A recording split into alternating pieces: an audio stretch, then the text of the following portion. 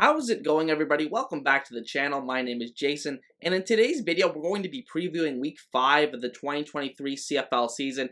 Can't believe we're this far into the season already. I'm 9-6 on my picks so far this year.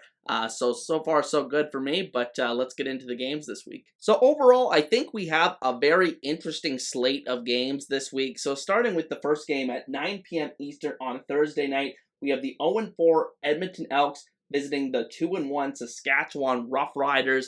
And the players I'm watching for in this game, for Edmonton, I couldn't pick anybody on the offensive side of the ball because I find them unwatchable so far this season. But one interesting player on defense is defensive lineman Jake Serezna, who I think has played pretty well to start the season, with the exception of a couple of crucial penalties he's taken late in games. I think 3 of them now on the season, so I think that's something to watch for one of their better players on this entire roster, but I think he's costing them in their biggest moments of the game. And then for Saskatchewan, I'm going with wide receiver Samuel Emilus, kind of a breakout guy, was their first round pick last year and didn't really play a whole lot last year, but this year with a couple of injuries, Keon Schaefer-Baker, Braden Linnaeus in that receiving core missing some games. I think that Emilus has gotten a bigger opportunity, had that 3-touchdown game against Winnipeg, but has shown a little bit of consistency the last couple of weeks, so excited to see what he does against Edmonton. In terms of who is going to win this game, I think it's very interesting because I just read right before I recorded here that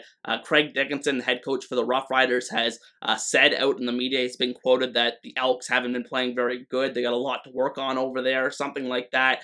So that adds some fuel to the Elks' fire coming into this one. But the Elks have just been so poor in this season to begin the year. I just can't pick them to win. I'm going to take Saskatchewan to win 25-21, although I think they're on upset alert. I mean, I think they lost the last time they played the Elks in Saskatchewan at home, so it's going to be an interesting game. But yeah, I'm going to take the Rough Riders because the Elks just aren't trustable right now, or trustworthy right now. Now moving on to our second game of the week at 8:30 p.m. Eastern on Friday night, we have the 1-2 Calgary Stampeders visiting the 3-1 Winnipeg Blue Bombers. Very interesting game because these two teams have played very well against each other, very competitive games over the past couple of years, but it always seems like Winnipeg has found a way to win those games, so it's going to be very interesting to see if Calgary can finally find their way on the right end of this one.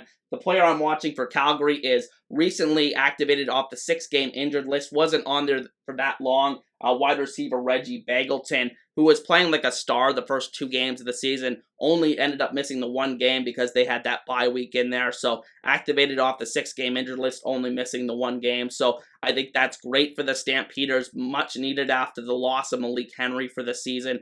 So I think Bagleton is going to be looked upon to be that true #1 receiver. I'll also mention that they signed a guy named Markin Mitchell, who was with the team back in the 2018 season, has spent the last 4 years in the NFL, so maybe he factors into this receiving core as early as this week, but I think as of right now, I'm looking at Bagleton as that true #1 guy in this Calgary offense, and he needs to produce. And then for the Winnipeg Blue Bombers, I'm going with defensive back Brandon Alexander. Had a big interception last week of Cody Fajardo in the red zone, and I think that was one of the first times in a while that he's been noticeable. He had a big injury and missed most of last season, coming back from the 2021 Grey Cup when they won in Hamilton. So it's going to be interesting to see if he continue his strong play at that safety position, one of the most dominant defensive backs in the league when he's healthy, but he just missed my top 50 players list this year because that uncertain year with injuries. So I'm excited to see what Brandon Alexander adds in this game, and I think he'll be a big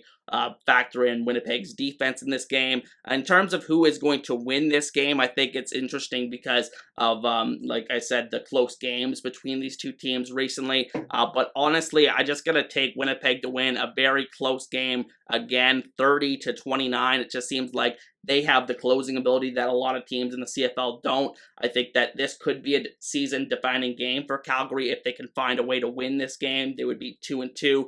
Winnipeg would get their second loss. I think that would be huge for the West Division in terms of keeping it more close in terms of records this season. I think it's going to be a real turning point game in the West Division, but I see Winnipeg taking it. And then moving on to the game that I will be attending this week in person, 7 p.m. Eastern on Saturday night, we have the 1-2 Ottawa Redblacks visiting the 0-3 Hamilton Tiger Cats. much intrigue for this game now that Jeremiah Masoli is officially making his return to the Ottawa Redblacks starting lineup as their starting quarterback. And of course, he's my player to watch for them this week. I think that it's going to be interesting to see if he's more rusty coming off the injury. Usually the type of injury he's coming off of a lower leg injury. I think more often than not, guys start off slow as quarterbacks coming back from those types of injuries. So interested to see how he does in his return to action this weekend. But as a Tiger Cats fan, I'm used to players that used to play for the Tiger Cats absolutely going off when they play against the Tiger Cats. So fully expecting him to throw 4 touchdown passes this weekend. And then for Hamilton, my player to watch is wide receiver Duke Williams. Honestly, I think he's been the Tiger Cats' best player through 3 games this season. Hasn't caused any trouble amongst a team that has had a lot of players causing trouble the first 3 games of the season. So I think it's good to see that from Duke Williams. Excited to see him play again this week, and it could be the key to the Tiger Cats offense again. And in terms of who I think is going to win this game, I think the Redblacks just have so much more positive momentum going behind them after their big win last week. I know it was against the Elks, but breaking that home losing streak, I think that was huge for this team, and I'm excited to see if that continues forward. I hope not. As a Tiger Cats fan, I hope the Tiger Cats can find a way to prove me wrong, but I think I'm going to take the Redblacks to win 34-23. Just have more faith in them at this point. Maybe the Tiger Cats solve some things during their bye week, but it should be interesting to see this game play out. And then moving on to our final game, Sunday at 7 p.m. Eastern, we have the 2-1 Montreal Alouettes visiting the 3-1 BC Lions. Both teams coming off disappointing weeks last week, but overall have started pretty well to the season. The players that I'm watching in this game, for Montreal, wide receiver Keon Julian Grant. I got to credit one of the guys we do the weekly recap shows with, Evan Wilsmore, I think XFL News Hub that he writes for. He pointed out that Keon Julian Grant has been a player that he's watched for a while and has believed that he's had a lot of potential. And he had a huge game last week for the Alouettes, over 100 yards, a career high. So we'll see if that continues, his breakout season continues. And then for BC, I'm going with quarterback Vernon Adams. I couldn't really go with anybody else for this one because of the game that Vernon had last week. Not often in any type of football do you see a quarterback throw 6 interceptions in one game. I think it's very paramount that Vernon Adams finds a way to respond and have a very good week. And I think he's honestly going to do that. I think BC is a very well positioned here to bounce back at home. I think that's going to be a tough trip for the Alouettes to make. Generally, East teams don't do too well traveling out to Vancouver to play. So I'm going to take the BC Lions to win 27-17, cover whatever spreads out there. I don't imagine it's bigger than that. I haven't really checked the early lines for these games this week, but that's who I'm picking this week. I think BC bounces back at home. But with that said, that is just your preview for Week 5 of the 2023 CFL season. Be sure to like and subscribe if you enjoyed. And with that said, I'll see you guys next time. Peace.